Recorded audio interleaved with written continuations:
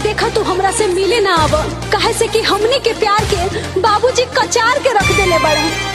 बड़ी पिटाई बानी, घरे बा तो तू पिटेबा, ऐसे कहतानी कि मत आव। कैसे मिले आई हो, मरले बिया माई हो। म्यूजिक बाय रत्नेश के रॉय।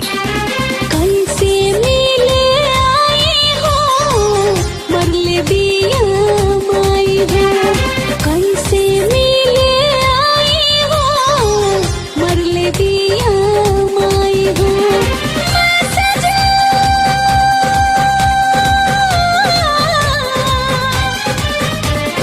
मैसेज पढ़ के बड़का भैया छीन ले बड़े मोबाइल हो। एगो उपाय बताई हो, खिड़की खोला आई हो। एगो उपाय बताई हो, खिड़की खोला आई हो। आशिक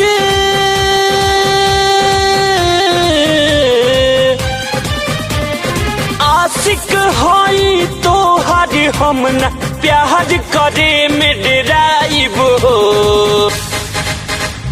एगो उपाय बताई हो, खिड़की खोला आई हो। एगो उपाय बताई हो, खिड़की खोला आई हो।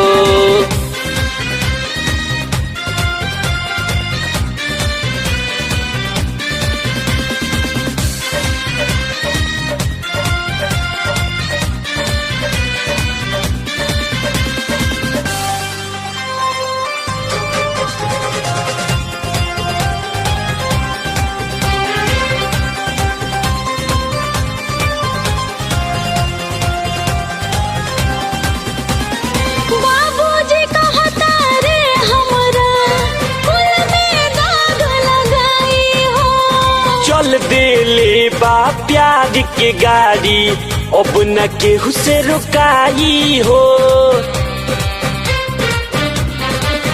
हाँ बाबूजी कहता रे हमरा, फूल में दाग लगाई हो। चल देले बा प्यार के गाड़ी, अब न केहू से रुकाई हो।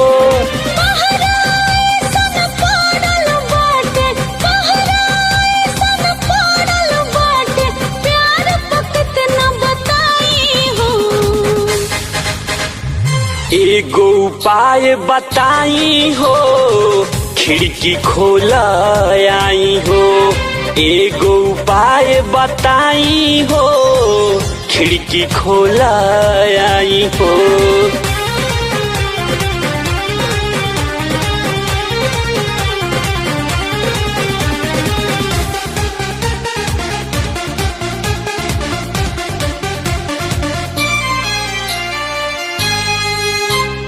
लागे न मनवा ए हो सजनवा, कैसे मन के मनाई हो।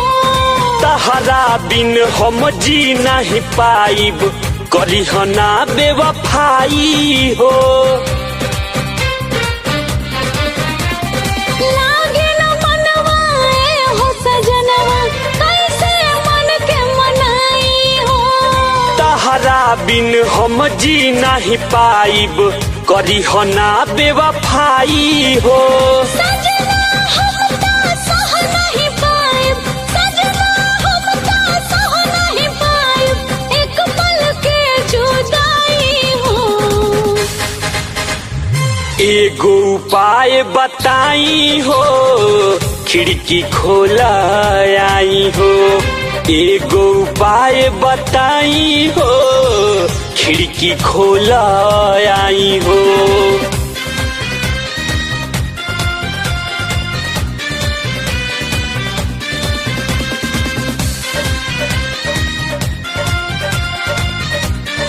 म्यूजिक बाय रत्नेश के रॉय।